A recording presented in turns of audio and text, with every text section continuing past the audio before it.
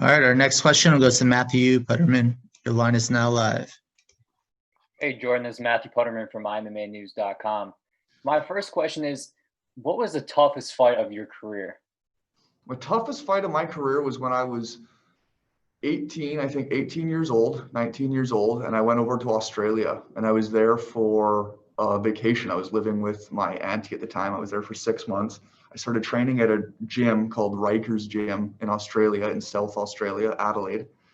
And they had a K1 fighter there named Paul Slawinski, and some top level fighters and trainers, and I started teaching there. They're like, hey, you want a job? You want to start teaching MMA? MMA at the time in Adelaide was actually illegal. They didn't even have it in the state. You had to go out of state to fight.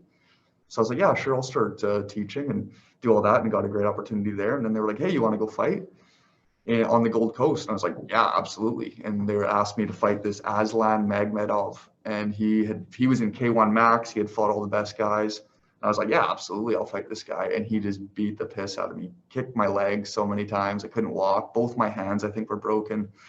But he was super nice. He gave me some advice after. He showed me what he was doing to my leg. But that was the toughest fight of my career for sure. You know, what is your definition of being a prize fighter? Is it about the belt? Is it about the money? Is it being about the best pound for pound fighter in the world? What is it to you?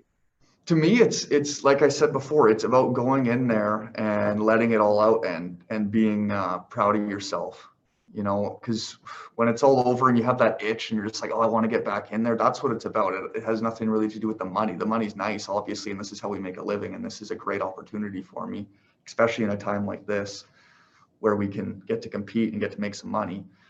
But in reality, it's about letting it all out there and being, you know, proud of yourself at the end of the day, at the end of the night.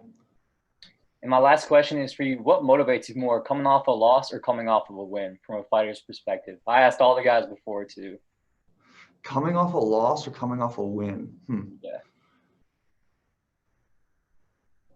Oof. Winning, I get a lot of confidence from winning. Losses,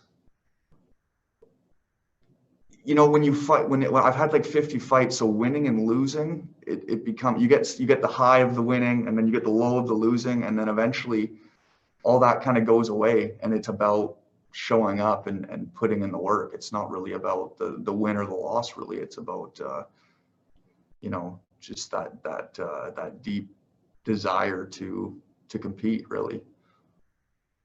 That's all I got for you, my man. Thank you. Thank you.